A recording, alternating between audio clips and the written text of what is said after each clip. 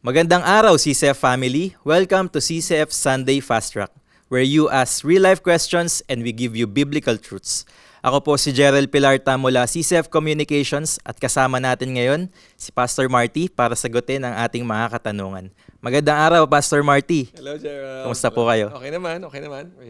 Para sa ating unang question, paano kami maniniwala na namatay si Jesus para sa aming mga kasalanan kung hindi naman namin maintindihan kung bakit niya ito kailangan gawin?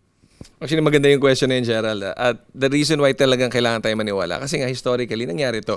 Dumating si Jesus Christ dito, nabuhay siya, nagsuffer siya, namatay siya, and then nabuhay siya muli. So yun ang clincher. Nabuhay siya muli, ibig sabihin, totoo lahat ng sinabi niya. Nung sinabi niya, I am the way, the truth, and the life. Yung sinabi niya sa John 3:16, for God so loved the world, He gave His one and only Son.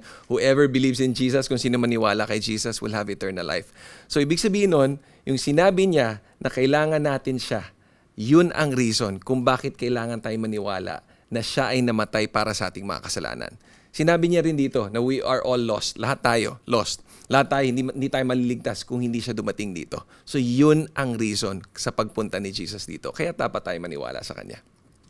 Praise God, napakagandang sagot, Pastor Marty. At para sa ating question number 2, ano naman ang ibig sabihin ng pasanin mo ang iyong krus araw-araw at sumunod kay Jesus? Ito yung sinasabi nilang term na carry your cross, di ba? Yung pasanin mo yung krus ni Jesus araw-araw. Ibig sabihin nun, susundin mo siya kahit na mahirap. Kasi hindi naman ibig sabihin na pag sinunod mo si Jesus, mawawala na yung mga problema mo. Hindi naman ibig sabihin na parang hindi ka na magkakasakit, hindi ka na magkakaroon ng mga challenges sa buhay. In fact, like ngayon, ang daming mga challenges tayo na face, di ba?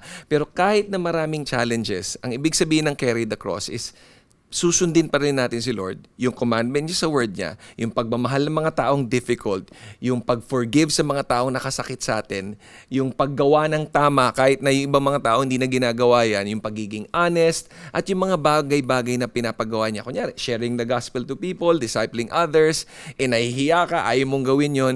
Yan ang ibig sabihin ng carrying the cross, na kahit na inconvenient, kahit mahirap, gagawin mo dahil mahal mo si Jesus. Amen. Tsaka worth it talaga sa huli, Yes, di ba, Pastor? amen. At para sa ating last question, dapat ba na kami mabahala sa mga gera na nakikita namin at masasabing end times na nga talaga? Actually, normal lang talaga ma-feel na nakakatakot itong nangyayari. Tapos nag-worry din tayo kasi tumataas yung mga gas prices. Pero ang ganda na sinabi ni Jesus Christ sa John 16:33. Basahin ko sa inyo. These things I have spoken to you so that in me you may have peace. In this world you will have tribulation, but take courage, I have overcome the world. So ibig sabihin nun, totoo talaga na magkakaroon ng mga problema dito sa mundo. In fact, ito yung mga sinasabi nga nilang signs of the times. Magkakaroon ng gera, daming sakit, ang daming kahirapan nangyayari sa mundo, ang daming parang uncertainty, ang daming kasamaan na nangyayari. So, normal talaga yon.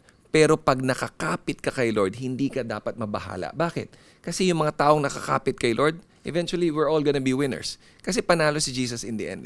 So, dapat mawala ang takot natin. Trust tayo sa Kanya, talagang sundin natin kung ano yung pinapagawa niya, and in the end, we will be victorious with Him. Maraming salamat, Pastor Marty, sa pagsagot ng aming mga katanungan. And that's it for CCF Sunday Fast Track. God bless. God bless.